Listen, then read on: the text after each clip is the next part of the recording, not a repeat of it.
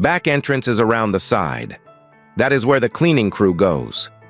Cole Bennett said it with a slow curl of his lip, moments before he lifted the large cup in his hand and let the burning coffee fall straight across Naomi Harper's chest, soaking her coat, her blouse, and the dignity she carried into the building. The heat pierced her skin in a violent wave. She gasped as the liquid ran down her arms, dripping onto the polished floor while laughter rose behind her. The humiliation struck harder than the burn, and in that instant, though no one around her knew it yet, this single act would become the moment that ended entire careers, shattered reputations, and forced a reckoning that Innovatech Solutions could never again escape. The downfall of everyone involved had already begun. But for now, Naomi stood still, shaking, breath tight in her throat, surrounded by the echo of cruel laughter in a lobby built from glass and hollow pride. Before going further into this story, take a moment and tell me where you are watching from. Subscribe to the channel and give me a like. Your support helps these stories reach more people who care about justice and human dignity. Naomi Harper had walked into Innovatech Solutions with a calm purpose and a simple hope. It was 8:45 on an ordinary Wednesday morning when she stepped into the building her husband had built from nothing but vision and relentless effort. She had planned to surprise him before a major meeting on diversity and equity, a meeting she had encouraged him to schedule.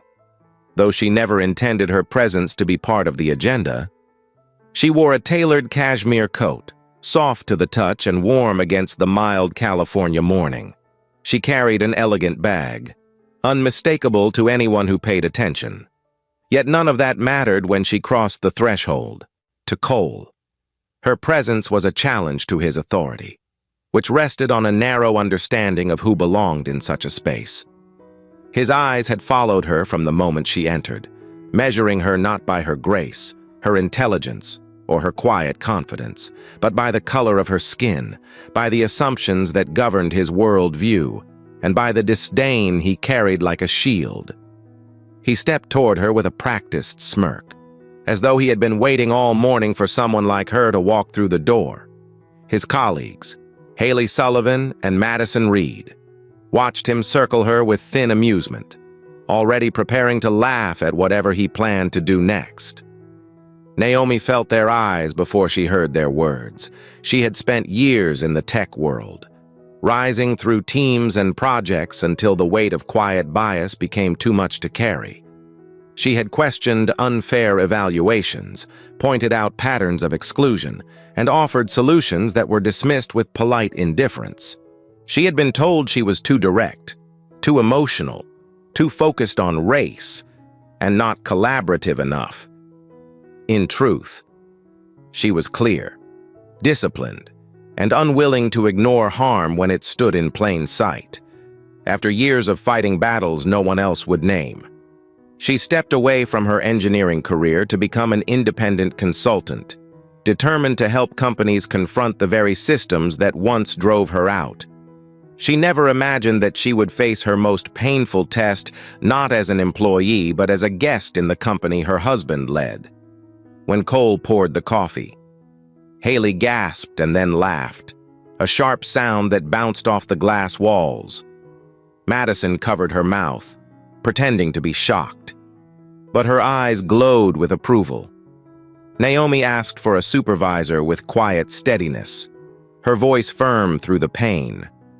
Haley stepped closer and said, "Do you even have an appointment?" In a tone that mocked both Naomi's presence and her restraint, Madison added, "This area is for approved visitors only," as though Naomi had committed a crime by standing there.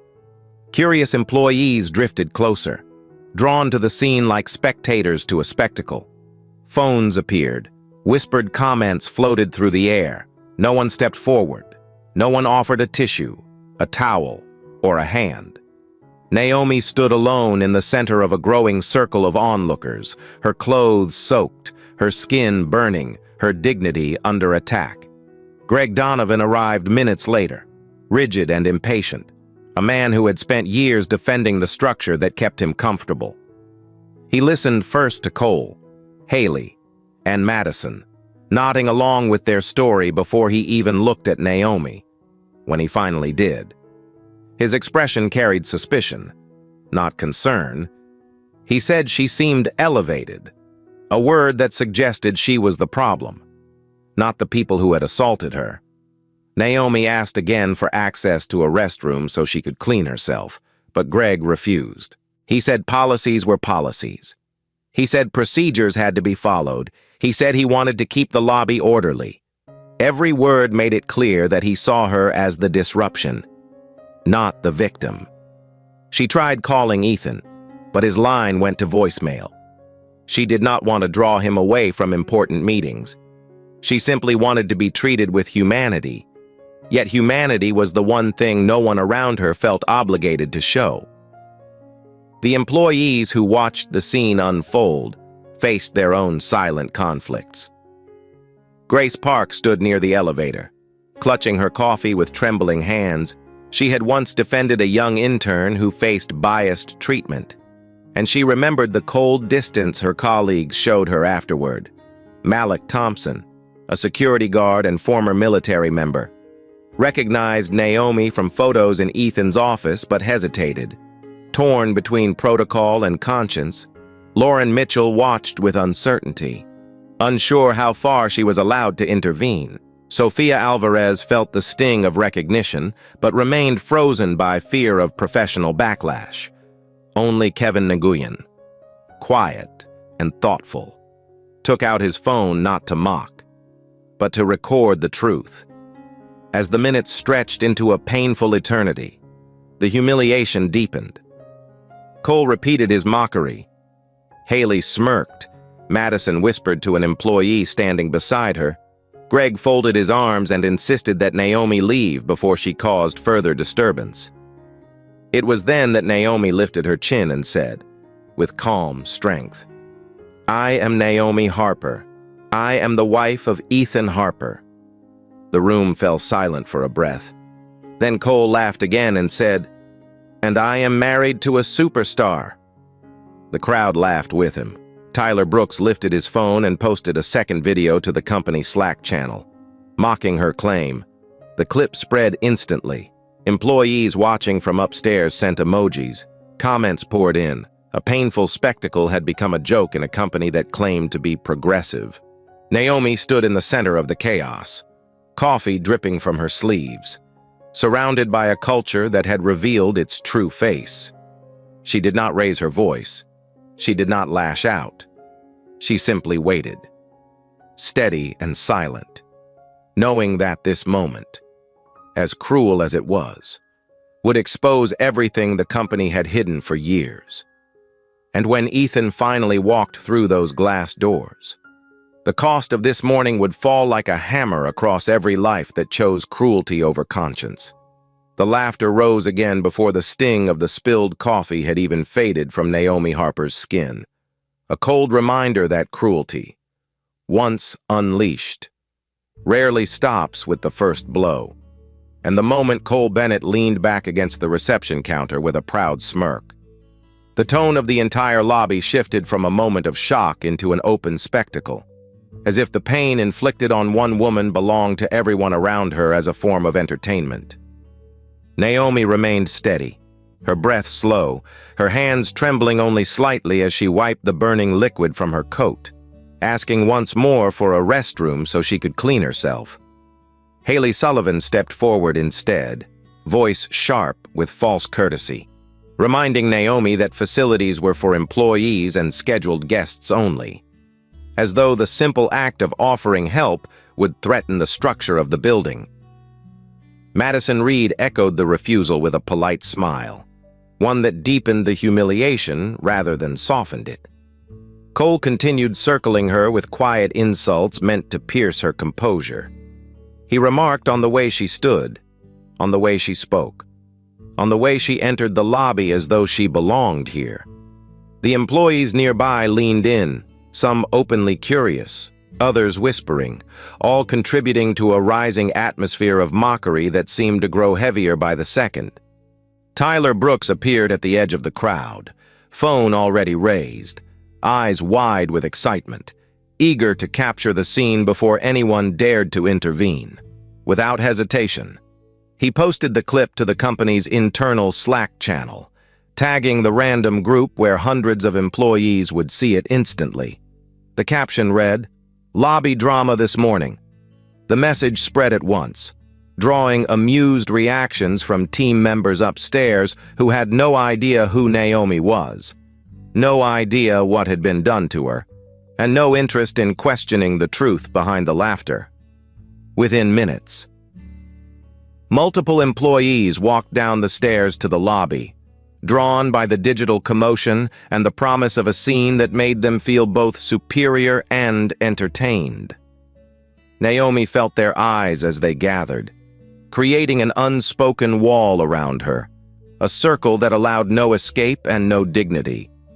She asked again, with controlled grace, to speak to a manager, to access a restroom, to receive basic respect. Haley dismissed the request with a simple wave of her hand, repeating that Naomi did not appear to have an appointment, that she needed to wait, that she needed to lower her tone, even though her voice had never risen. Halfway across the building, Greg Donovan received the call he had hoped to avoid, a call that required him to step into a situation he believed should have ended with a simple apology from Naomi rather than accountability from his staff. He walked into the lobby with the stiff posture of a man protecting the system he had built his career upon. He listened first to Cole and Haley, nodding as they spoke over one another, offering explanations that carried no truth but matched his expectations. He turned to Naomi only after forming his conclusion. "I am told this was an accident," he said calmly, as though that settled the entire matter. "And I am also told that your reaction has become elevated." The word cut through the air with practiced precision, shifting blame back onto the victim, framing Naomi as unstable, unreasonable, and unworthy of consideration. Naomi met his eyes and spoke with quiet dignity, explaining that the coffee had been poured on her intentionally, that assistance had been denied, that she had been mocked for nearly 10 minutes, and that all she requested was a restroom to clean herself. Greg paused only long enough to show that he had heard her, then repeated that facilities were for employees, that lobby order must be maintained, and that she would need to leave if the situation continued to escalate. The crowd tightened around them as more employees approached from every corner of the building. Phones remained raised, whispered jokes continued. Naomi, now soaked, shaken, and visibly humiliated, asked once more to call her husband, but the call went to voicemail, as he was in the middle of an investor session and the building's poor reception blocked his notifications. She stood still, her composure both a shield and a burden, aware that every passing second deepened the cruelty of the moment. Tyler posted another video to Slack, captioned, "She is saying she is the boss's wife," followed by an emoji that mocked her credibility. The message traveled instantly. Upstairs, employees laughed, typed comments, and asked for more updates. Some came down to record their own footage, eager to capture a moment of public humiliation they believed carried no consequences. In the midst of the rising chaos, several witnesses stood frozen in their own internal battles. Grace Park watched from near the elevator, heart pounding, remembering the last time she defended a young intern and the cold distance her colleagues gave her afterward. She wanted to step forward, yet fear held her still. Malik Thompson, a black security guard with a military background, recognized Naomi from framed photos in Ethan's office and felt a tightening in his chest. Torn between following strict protocol and protecting a woman he knew did not deserve this. Lauren Mitchell hovered near the hallway, uncertain of her authority. Sofia Alvarez remained rooted in place, fighting the shame of staying silent. Only Kevin Nguyen acted with intention. He lifted his phone, but not to mock or ridicule. He recorded because he understood, more clearly than the others, That truth needed witnesses, especially in a building where silence often protected the wrong people. As the minutes dragged on and the circle around Naomi grew thicker, Greg repeated that she was causing a disruption. He insisted that she leave before the situation worsened, and then, with a calm resolve that cut through the noise, Naomi said, "My name is Naomi Harper. I am the wife of Ethan Harper." Her voice did not shake. Her eyes did not waver. For one brief moment, the lobby stilled. A single breath passed through the crowd. Then Cole burst into laughter, clapping his hands and looking back at the others with theatrical disbelief. "Sure," he said loudly. "And I am married to a superstar." The crowd erupted with more laughter. Tyler typed another update on Slack. The ridicule deepened. Naomi stood alone in a circle of glass, surrounded by people who believed her suffering was a performance created for their amusement. And yet, beneath the laughter, the downfall of every person who chose cruelty over conscience had already begun. Though none of them sensed the shadow of consequence moving toward them with the steady certainty of truth. The silence that settled over the lobby was not peaceful. It was the heavy, suffocating kind that reveals the true nature of a place. The kind that shows who stands for dignity and who hides behind the safety of passivity. And as Naomi Harper stood shaking in her coffee-soaked coat, every eye in the room fixed on her with a tension that felt colder than the liquid dripping from her sleeves, while the employees who had gathered around her seemed to collapse inward beneath the weight of their own hesitation. Malik Thompson and Lauren Mitchell, the two security guards summoned to the scene, stepped toward the crowd with practiced caution. Malik recognized Naomi instantly, not because she was famous, but because her photograph sat framed on Ethan Harper's desk, a gentle reminder of the life Ethan cherished outside the relentless demands of leadership. Malik's breath tightened as he took in the sight before him, the humiliation, the burns, the cruelty. Yet he hesitated, torn between the rigid protocols drilled into him and the moral clarity rising in his chest. Lauren stood beside him with confusion written across her face. She did not know who Naomi was, yet she sensed something deeply wrong. She had seen difficult guests before, but she had never witnessed a situation where a woman soaked in hot coffee was treated with such open disdain. Still, she said nothing, uncertain of her authority and frightened of choosing the wrong side in a company where loyalty to the system was valued more than basic conscience. Near the elevator, Grace Park clutched her cup with trembling fingers, watching the scene unfold with growing dread. She remembered the last time she had defended a young intern who faced biased treatment from a senior engineer. The retaliation was subtle yet unmistakable. Projects reassigned, meetings overlooked. Her reputation reshaped into a narrative of someone who was difficult and overly sensitive. She had worked tirelessly to rebuild her standing, and now, staring at Naomi in the center of the circle, she felt the old conflict return with painful intensity. Her voice pressed against her throat, desperate to speak, but the fear of professional consequence held her still. She lowered her gaze toward the floor, ashamed, angry, and painfully aware of her own silence. Across the lobby, Sofia Alvarez stood motionless, feeling an ache in her chest as she watched Naomi struggle to hold her dignity.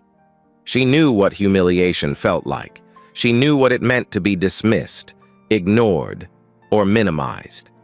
Her instinct urged her to move forward, yet something colder and heavier held her back, a fear that stepping in would place a target on her own back, one she had worked too hard to avoid.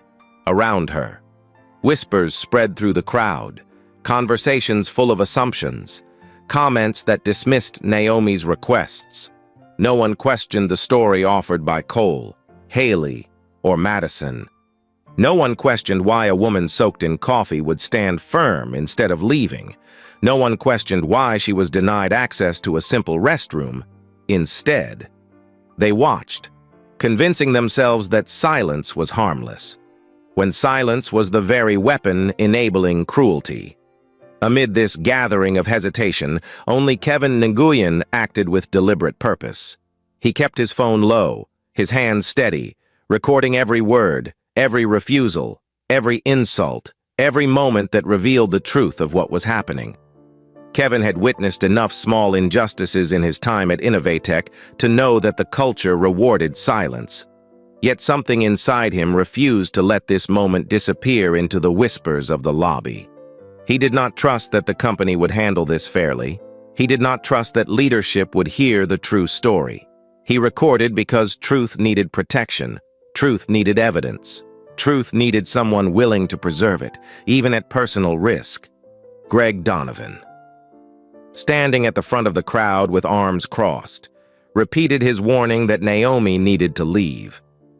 His voice carried a tone of finality, as though her presence alone was the problem and the solution. He insisted she was causing a disturbance. He insisted she was disregarding procedure. He insisted that she was elevating an accident into conflict. Every word echoed the deep structure of a culture that preferred order over accountability. Naomi listened with steady patience. Her hands shook, but her voice did not. She had spent her entire professional life navigating environments where her intelligence was questioned, her warnings dismissed, and her boundaries ignored. This moment was not new. It was simply louder, more public, more brutal in its clarity. Cole Bennett leaned against the counter, arms folded, ready to mock anything Naomi said. Haley Sullivan stood with her chin raised, satisfied with the authority she believed she held. Madison Reed hovered at the edge of the group, eyes darting between Naomi and her colleagues, desperate to maintain her place in their hierarchy. Tyler Brooks continued to film, his expression lit with the thrill of a viral moment unfolding in real time. The lobby had become a stage, and the cruelty displayed on it was not accidental. It was the reflection of deeper values, the logical outcome of a culture that tolerated bias as long as productivity remained high. As Greg gave yet another warning, Naomi lifted her chin and spoke clearly, each word steady, deliberate, and controlled. "I am Naomi Harper," she said. "I am the wife of Ethan Harper." The breath that followed seemed to pause the entire room. For a split second, the lobby froze. The circle around her stopped shifting, the phones lowered by instinct. Even the air felt still, as though the truth had struck the center of the room with quiet force. Then, breaking the silence with eager disbelief, Cole let out a loud burst of laughter. "You are the CEO's wife," he said, emphasizing each word with theatrical exaggeration. "And I am married to a superstar." His laughter spilled into the crowd, and the others followed. The sound spread through the lobby again, harsh, cutting, unrestrained. Tyler posted another update to Slack. "She says she is the boss's wife." Moments later, colleagues across the building responded with emojis and jokes, convinced that the claim was nothing more than a dramatic lie. Naomi did not flinch. She did not raise her voice. She stood with a strength that defied the humiliation surrounding her. Grace's eyes filled with tears that did not fall. Malik felt his chest tighten with shame. Sophia felt guilt press against her ribs. Lauren shifted her weight as though ready to step forward, but remained still. Kevin kept recording because he knew the truth mattered more now than ever. The silence of witnesses became its own kind of violence, a quiet force that allowed cruelty to grow unchecked, and though most in the lobby did not yet understand it, their silence would become a chapter in this story that none of them could outrun. Because silence, once chosen, leaves a mark that does not fade when consequences arrive, and those consequences were already moving toward them, carried by truth, carried by justice, and carried by the man who would walk through the glass doors within minutes. ending the illusion that this moment held no weight. The lobby had grown into a rigid circle of silence and cruelty when the glass doors finally slid open, and Ethan Harper stepped inside with the calm confidence of a man who had spent years building a company from a dream, unaware that he was about to witness the most painful betrayal of his leadership. He had just finished an investor call, his mind focused on projections, partnerships, and the diversity, equity, and inclusion meeting scheduled for later that morning. But the moment he saw the frightened eyes of several employees turning toward him, he sensed something was wrong. He walked forward with a steady pace, scanning the room, trying to understand the strange stillness settling over the space that usually held morning chatter. And then he saw her. Naomi, his wife, the woman who had encouraged him, challenged him, grounded him, and stood by his side through every stage of his journey. She stood in the center of the lobby, soaked in coffee, coat stained, blouse clinging to her arms, trembling from humiliation and shock. A circle of employees surrounded her, some holding phones, some watching with thin smiles, others frozen in mute discomfort. The sight hit him with a force so sharp he felt the air leave his chest. Ethan crossed the lobby in 3 long strides, pushing through the crowd with a controlled urgency that shifted the entire atmosphere. "Naomi," he said, voice low and filled with quiet devastation. She lifted her eyes, and the pain he saw in them tore something open inside him.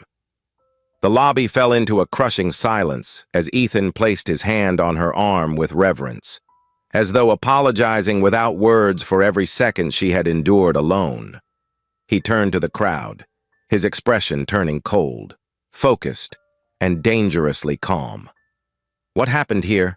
he asked, his voice steady, but the sharp edge beneath it silenced the room completely.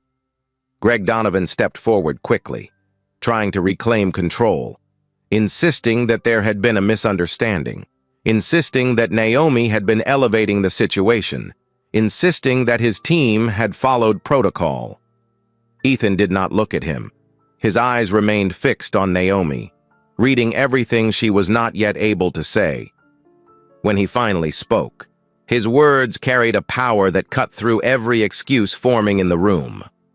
"That is my wife," he said quietly.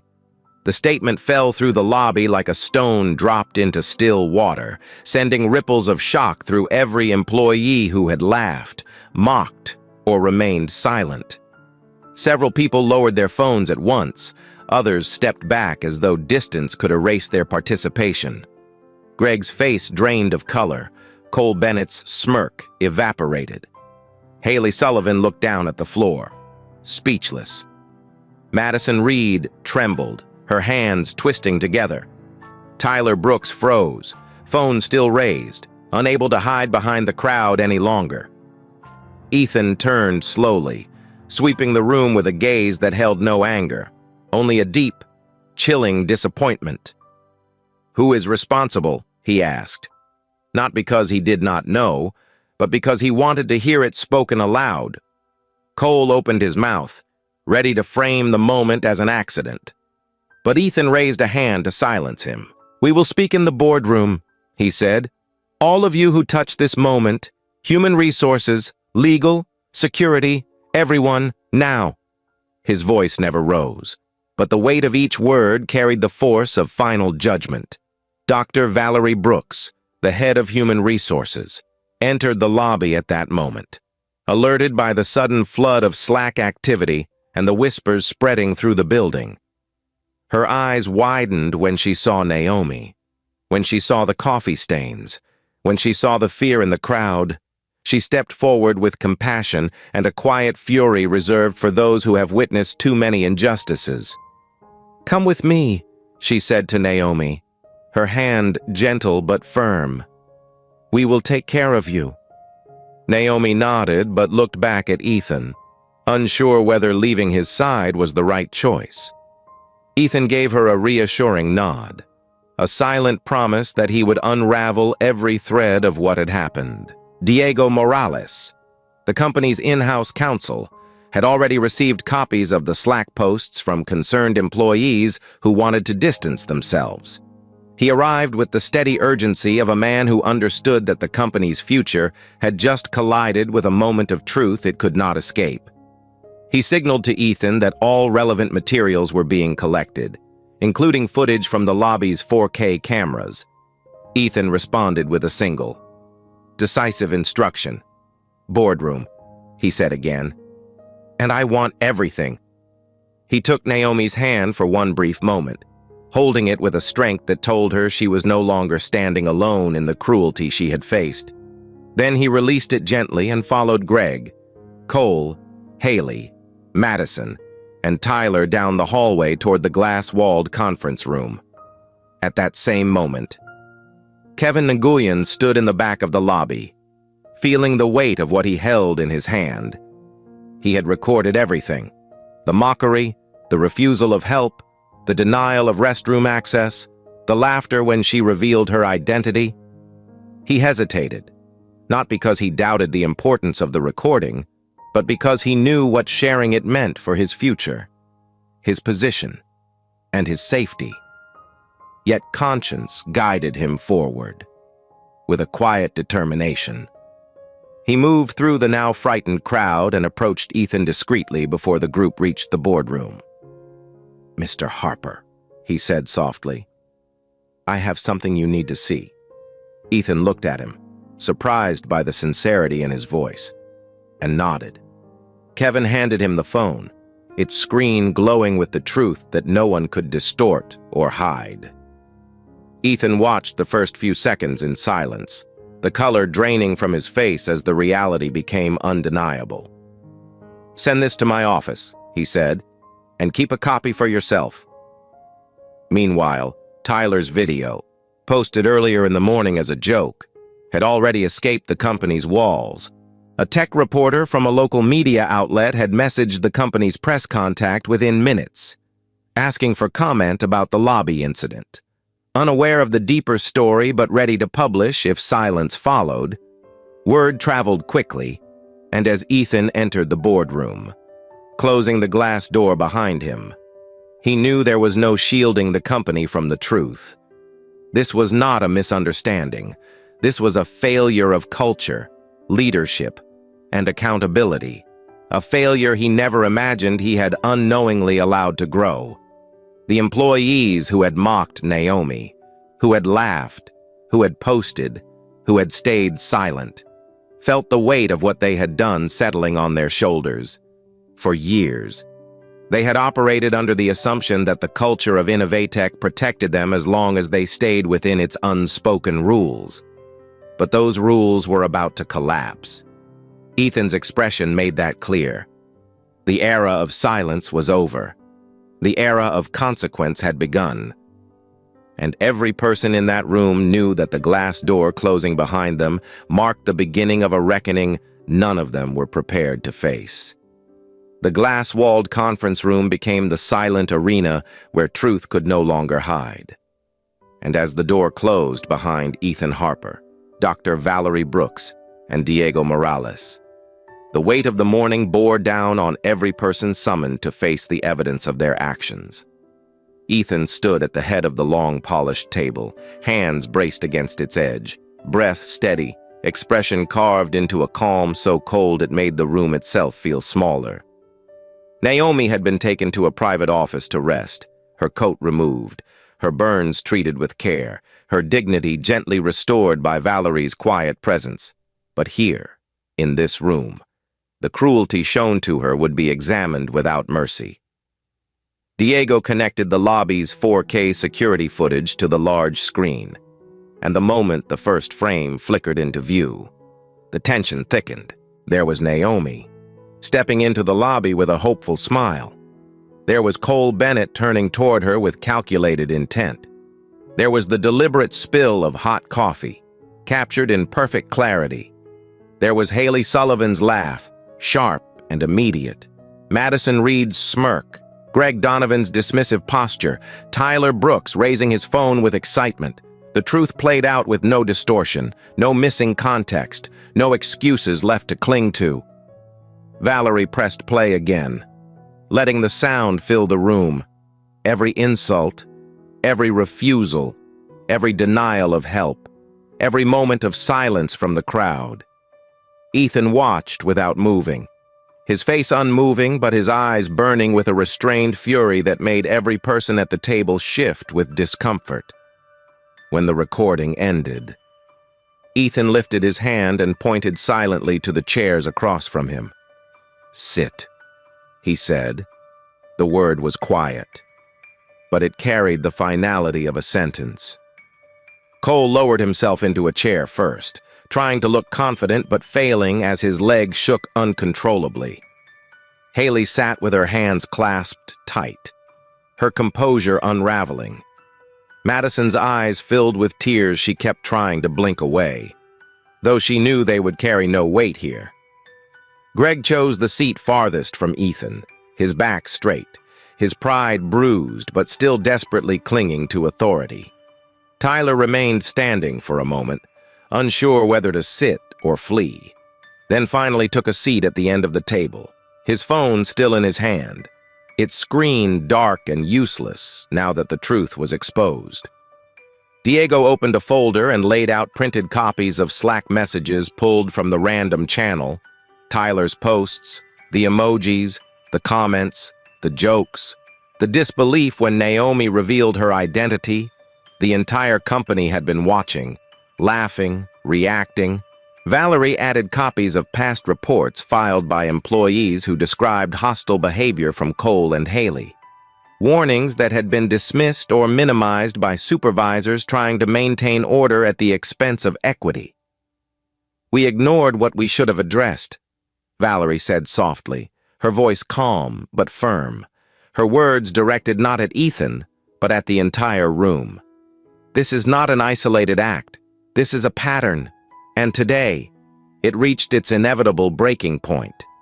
Ethan turned to Cole first. "Explain," he said. Cole swallowed hard, attempting a smile that collapsed under its own weakness. He called it a prank. He insisted he had not intended harm. He said Naomi startled him. He said the situation had spiraled beyond his control. Ethan did not respond. He turned to the screen again and pressed play on the moment Cole lifted the cup deliberately. Slowed down by Diego for clarity, the image left no room for interpretation. Cole's face drained of color. Haley broke down next, tears falling fast as she tried to soften her role. "I never meant for it to go so far," she said. "I thought she was someone trying to cause trouble. I did not know who she was." Valerie shook her head gently. "It should not matter who she was," she said. The truth of that statement hung in the air with absolute weight. Madison spoke in a voice barely above a whisper, admitting she had followed the others out of fear, a confession that revealed weakness but added no absolution. Greg, desperate to salvage his authority, blamed procedure. He said the lobby required order. He said Naomi did not cooperate. He said he acted to protect the company. Ethan's expression hardened at every word. "You protected nothing," he said quietly. "You failed at the most basic duty of leadership. You failed to protect someone who deserved care, respect, and dignity." When Ethan finally turned toward Tyler, the room felt as though the air had thickened.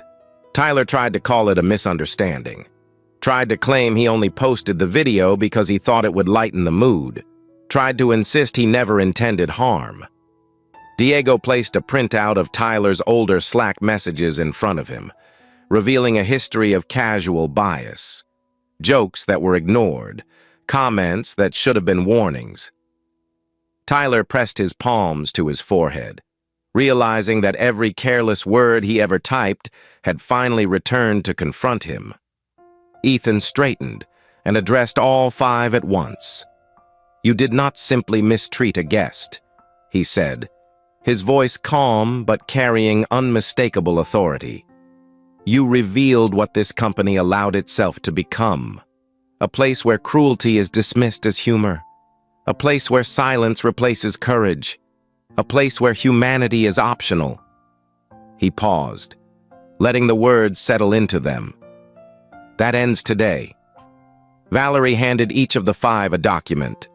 Termination packets. Immediate, final, irreversible. Greg received a suspension notice pending full investigation for negligence and misconduct. Cole and Tyler were informed of impending legal action. Haley and Madison were told their behavior constituted grounds for dismissal under every policy they had ever signed. No one argued, no one protested. The evidence spoke louder than any defense. Ethan then opened a company-wide Zoom session, his face filling the screens of all 500 employees. He did not hide the truth. He did not soften the blow. He told them exactly what had happened. He told them exactly why it was wrong. He told them that culture was shaped by choices, and for too long, the wrong choices had gone unchecked. He announced immediate reforms, mandatory training, anonymous reporting, an independent diversity, equity, and inclusion committee, a complete restructuring of the lobby and reception team. And he ended with a sentence that echoed through every floor of the building. Silence is not neutral. Silence protects harm. And this company will no longer allow silence to decide who we are. When he ended the call, the building felt different, lighter in some places, heavier in others. And for the first time, Innovatech Solutions understood that the cost of what happened that morning would reshape everything that came next. 4 months after the morning that shattered the illusion of safety inside Innovatech Solutions, the lives of the 5 employees responsible for Naomi Harper's humiliation lay in scattered pieces, each of them facing consequences they once believed would never touch them. Consequences delivered not by anger, but by the steady force of truth, accountability, and the public exposure they brought upon themselves. Cole Bennett. Once the self-assured receptionist who laughed as he poured hot coffee onto a stranger he believed he could demean without consequence, now spent his days navigating a slow legal collapse he could no longer outrun. Naomi's civil suit against him moved forward with precision, supported by high-quality video, witness statements, and the company's internal findings. Cole attempted to defend himself, insisting it was a misunderstanding, but attorneys dismantled his claims with careful clarity. His past social media posts, filled with biased jokes and careless remarks, were entered into the record, revealing a consistent pattern of behavior. The legal bills mounted faster than he could pay them. His savings evaporated.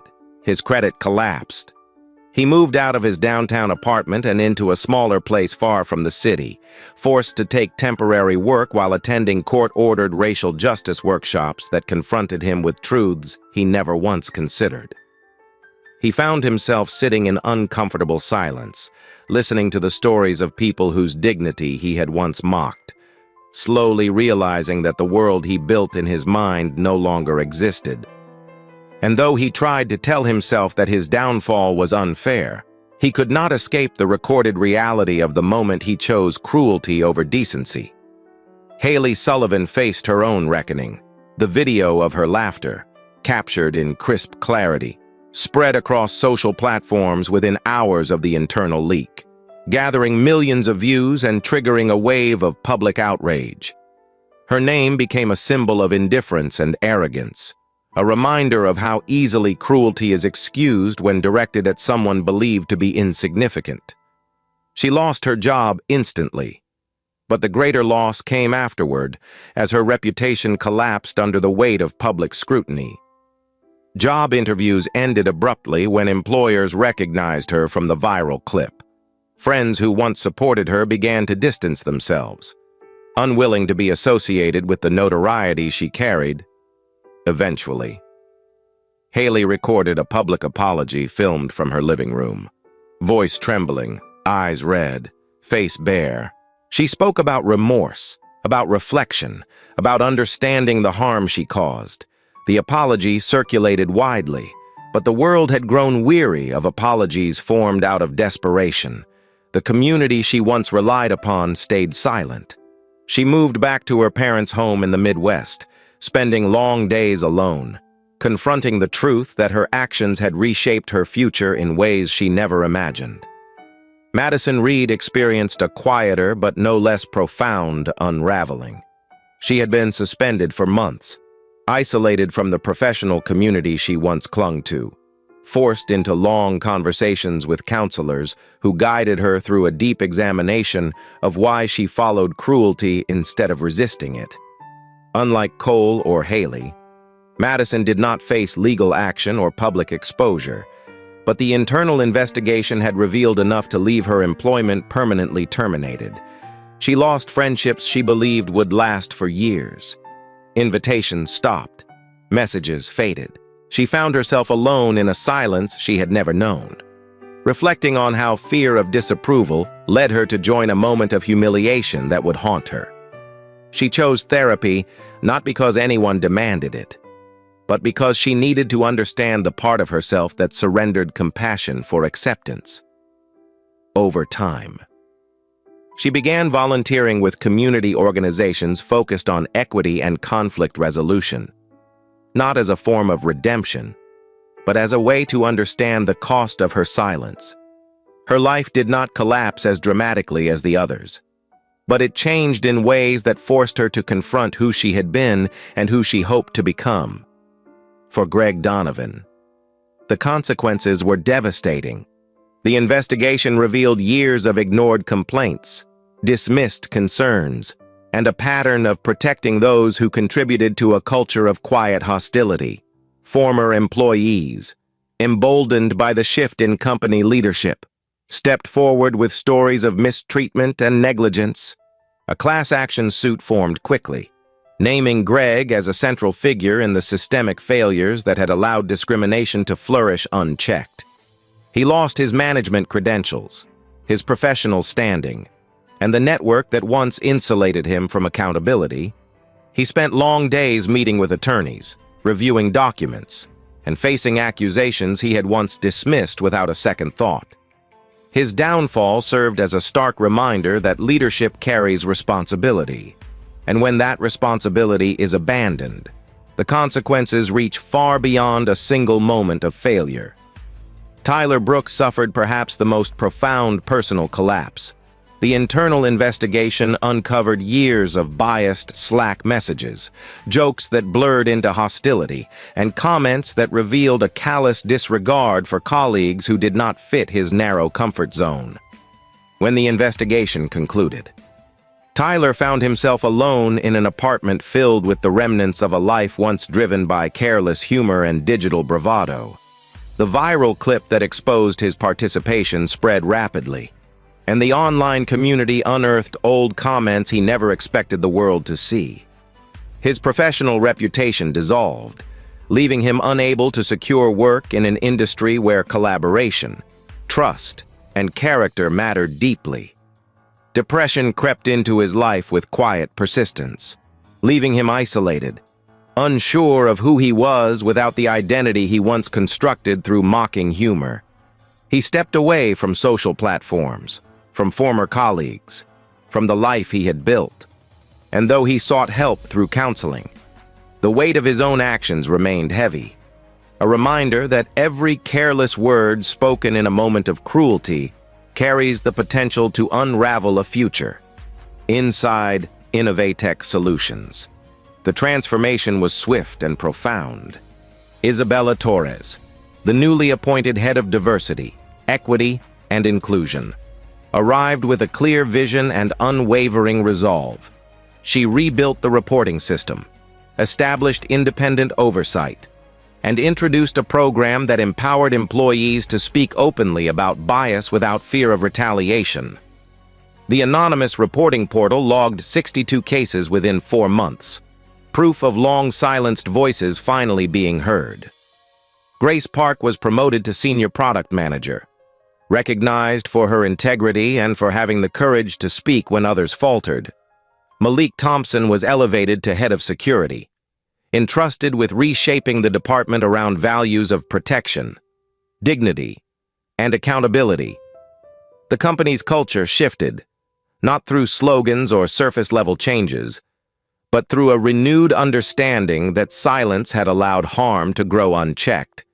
In the end, the events of that morning became a catalyst that forced Innovatech Solutions to confront itself.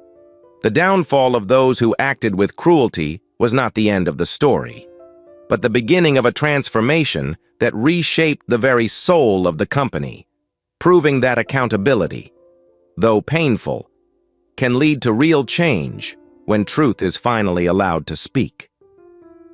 4 months after the morning that exposed the quiet cruelty woven through the walls of Innovatech Solutions, Naomi Harper returned to the same glass lobby that had once been the site of her deepest humiliation.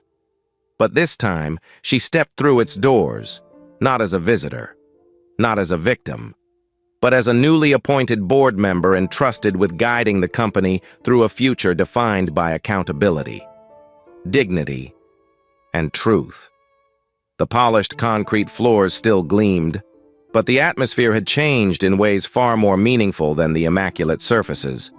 The LED screens that once displayed revenue growth now shared space with a public diversity, equity, and inclusion dashboard, showing real numbers, real progress, and real faces, reflecting a commitment that went beyond rhetoric. The percentage of Black employees had risen from 4.2% to 7.1%. Response times for bias reports had improved dramatically. New hires represented a wider range of voices, backgrounds, and lived experiences. And etched into the glass wall behind the reception desk were the words, "Innovation thrives when everyone belongs," not as a slogan, but as a guiding principle shaped by the lessons of a painful past. Naomi paused for a moment as she took in the changes, feeling the quiet strength of progress settling around her like a long-awaited breath. Her sharp navy blazer caught the morning light, her high bun held with natural elegance. No trace of the coffee, no memory of the trembling humiliation, no shadow of the fear she once carried. The reception desk was staffed by new employees whose smiles held genuine warmth. "Good morning, Miss Harper," one of them said with respectful confidence, acknowledging her presence not out of obligation, but out of sincere recognition of her role in the transformation. As Naomi moved toward the elevators, she felt a sense of stillness inside her, a quiet affirmation that the pain she endured had become the seed of a much larger change. In the elevator, she met Grace Park, whose promotion to senior product manager had not only elevated her career, but also her sense of purpose. Grace smiled with a mixture of admiration and gratitude, her voice soft yet steady as she said, "Are you ready for the town hall? Everyone is waiting to hear you speak." Naomi returned the smile, feeling the truth of how far they had all come. Moments later, the elevator opened to the new security office where Malik Thompson, now the head of security, walked past with quiet authority. He nodded respectfully, carrying himself with a sense of dignity that came from leading with compassion and strength instead of fear or protocol alone. His department had been reshaped from the ground up, with new training centered on humanity, protection, and accountability. The culture he now led was built not on strict adherence to rules, but on the belief that protecting people was the foundation of real safety. Later that afternoon, Naomi stood backstage at a major San Francisco tech conference, waiting to deliver the keynote address that would define not only her new role, but also the moral compass the industry so desperately needed. The stage lights glowed softly. The crowd murmured with anticipation when she stepped into the spotlight. Thousands rose with applause, welcoming her with a reverence that reached far deeper than admiration. They recognized the courage it took to confront injustice not from a place of power, but from a place of vulnerability, and to transform that pain into a force that reshaped an entire institution. Naomi lifted the microphone with calm assurance, feeling the weight of her message settle gently across the room. And when she spoke, her voice carried the clarity of lived truth. She told them that what happened to her was not an exception, but a symptom of a larger illness hiding in places that called themselves progressive. She told them that cruelty does not begin with violence, but with silence. She told them that dignity is not granted by position, but by the choices people make when they witness harm, and she delivered the message that had carried her through the darkest moments of that morning. The true value of life is not measured by what we achieve when everything is easy, but by the side we choose when we witness wrong. Her words moved through the crowd like a steady current. Some nodded, some wiped tears. All felt the weight of her truth. She reminded them that everyone faces two choices when they see injustice. They can stay silent to protect their own comfort, or they can speak even when their voice shakes, even when the cost feels high. Silence, she told them, is not neutral. Silence is taking a side. She acknowledged Grace, Malik, and Kevin as examples of those who chose conscience over fear. She acknowledged Ethan for choosing accountability over denial, and she reminded the audience that courage is not a grand gesture, but a daily decision to uphold the humanity of the person next to you. When the conference ended, the applause rose in a single, unified wave. People stood without hesitation, moved by her honesty and by the clarity of her message. That evening, Naomi and Ethan stood alone in the Innovatech lobby, the soft lights reflecting across the glass panels like distant stars. The building felt different, warmer, more human. Ethan reached for her hand with quiet gratitude, his voice gentle as he said, "You changed everything." Naomi shook her head softly, her smile warm and steady. "No," she said, "we changed it, together with everyone who finally chose not to stay silent." She looked toward the glass wall where a final message glowed in subtle lettering, a reminder of the company's new identity. The true measure of any society is how it treats those who are most vulnerable in its midst. The words shimmered in the quiet room, carrying the weight of both history and hope. Naomi rested her hand gently against the cool surface, feeling the calm certainty that the legacy she helped build would endure long after her story faded from headlines. For the first time since that painful morning, the glass lobby no longer felt like a place designed to intimidate, but a space where light could finally pass through without distortion. And as she walked out hand in hand with Ethan, she carried with her the truth she had earned through fire. When you witness injustice, silence is complicity. Speaking up is humanity. And courage is always a choice, one that defines the highest value life can offer. Thank you for listening. If this story meant something to you, please like and subscribe. Your support truly matters.